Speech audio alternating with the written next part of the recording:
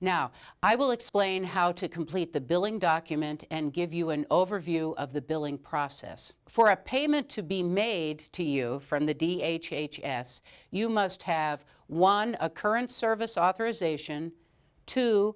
Evidence that the child care has been provided, the time and attendance records or calendars, and 3. An accurately completed billing document.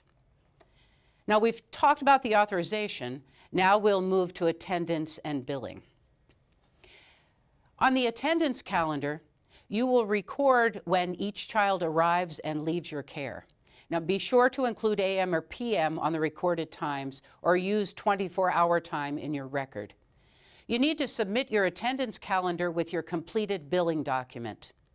All child providers, except child care centers, must have the parent sign the attendance calendar after it is completed.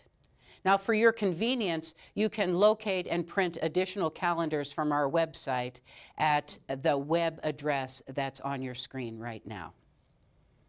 Or if you don't have access to a computer and printer, you may call your local DHHS office for additional copies to be mailed to you. The attendance calendar must be submitted with your billing document for payment to process. Now, the billing document is a separate form that is completed by you and submitted for payment to the Nebraska Department of Health and Human Services. All authorized clients must be billed on this form. Do not change any pre-printed information on the billing document. The forms will have the words N-Focus billing document across the top as shown in our example. Pre-printed forms will have a claim number at the top right-hand corner of the document. If you're completing a blank form, there will not be a claim number, and this is all right. Don't enter anything in this field. The people paying the claims in Lincoln will assign a claim number. Now, let's begin at field 1A. Now, please follow along with me as we review this document. Field 1A, it's the office number.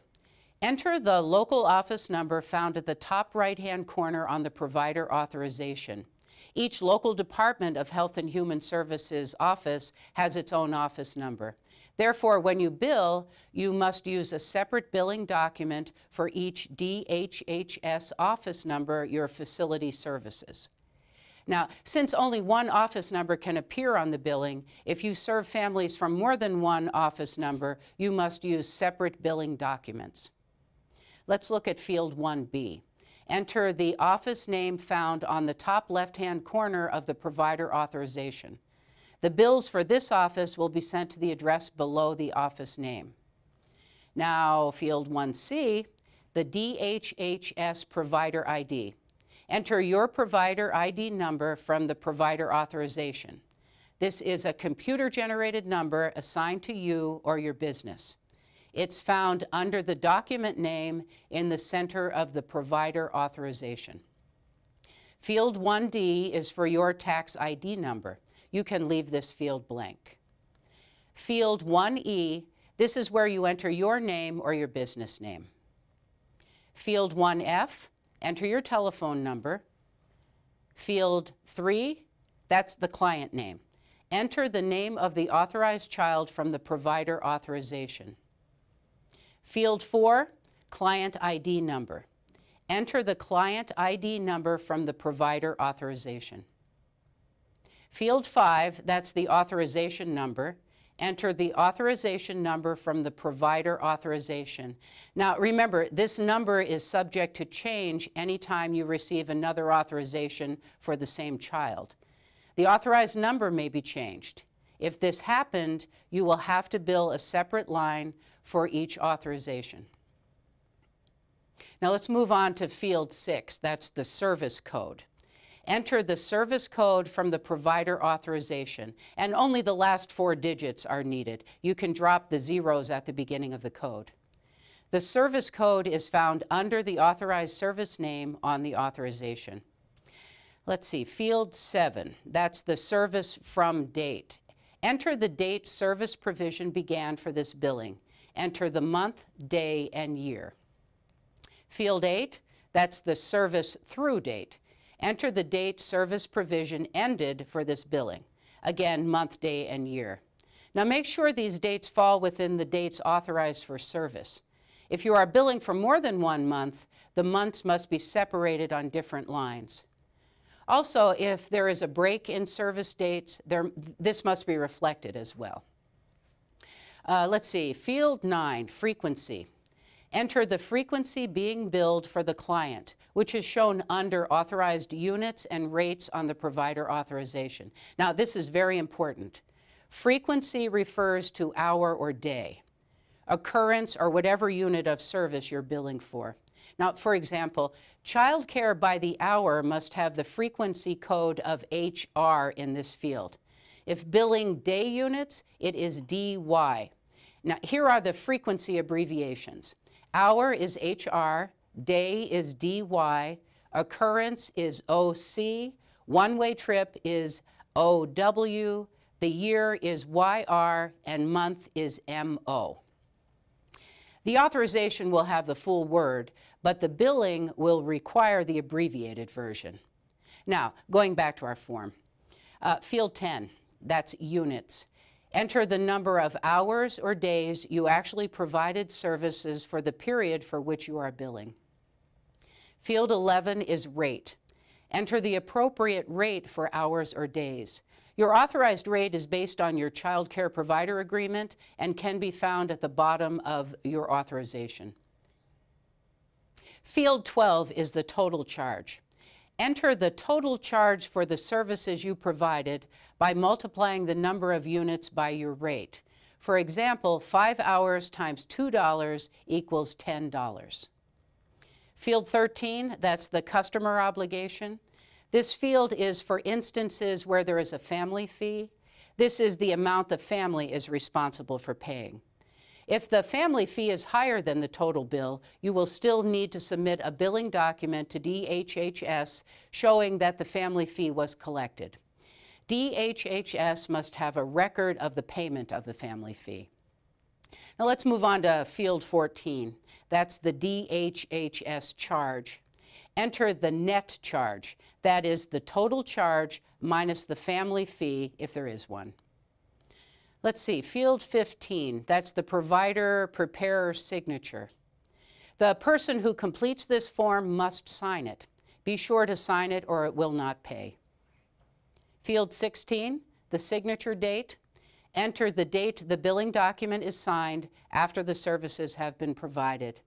Now, let's note, you cannot be paid for services after your signature date. Field 17, service approval signature, you leave that blank. Field 18, you leave blank. Field 19, that's the total DHHS charge. Enter total or net total of all lines billed. You should tear off the last copy for your records and mail the others in for payment. Be sure to include your attendance calendars. If you are a family home provider, make sure that the parents have signed the attendance calendar. Now, directions for filling out the billing document are also found on the back of the billing documents. Now, here are some special instructions for the billing document. If the provider information in Field 1 of this document is pre-printed incorrectly, notify your resource development worker. Do not use the preprint until the situation is corrected and you have the correct information. If the client number is incorrect in Field 4 or the client has not received services during the billing period, draw a line through the client number. Do not use that line for any other client or alter any of that information. If there is no charge for a client for this billing period, leave that client's line blank. That line will appear on your next billing document as long as the client is still eligible to receive services. Now, we have a few more things we'd like to make you aware of. Using the preprint option is recommended since the system completes most of the fields for you. But if you have a child not on the preprint, you will need to handwrite the information on a completely blank line. All the needed information is on your authorization. If your billing document is returned with one or more lines in question, resolve the problem and return the billing document. Don't write up a new billing document in order to rebill. When inquiring about a billing, have the claim number handy. With our computer system, you can bill for fractions and decimals, and the system checks the math. Now remember, no smaller than quarterly units.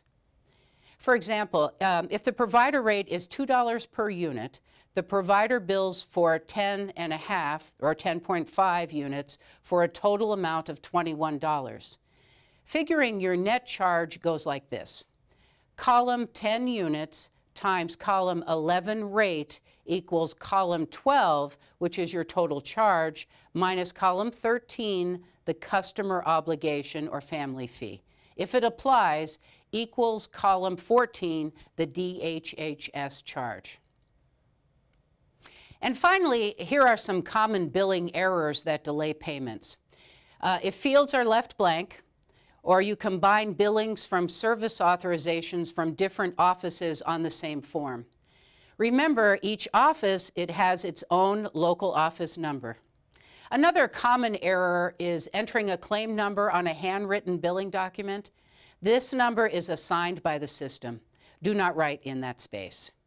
Now, billing delays are often caused by math errors, or no signature on the billing document, or having a signature date before the last date billed.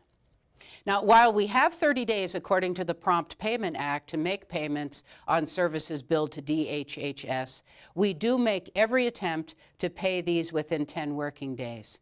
But please allow 10 working days prior to inquiring about your payment. Now, there are several ways you can be paid by DHHS. Direct deposit into your bank account, deposit onto a Relia card, or a check payable and mailed to you. Direct deposit and Relia card are paperless ways to receive payment for your services. Now, please talk to your resource developer if you're interested in using one of these forms of payment. So I'd like to thank you for taking time to watch this video and for making a commitment to the important job of providing quality care and education to Nebraska's children. If you have any questions, please contact your resource development worker, and they will be glad to assist you in any way they can.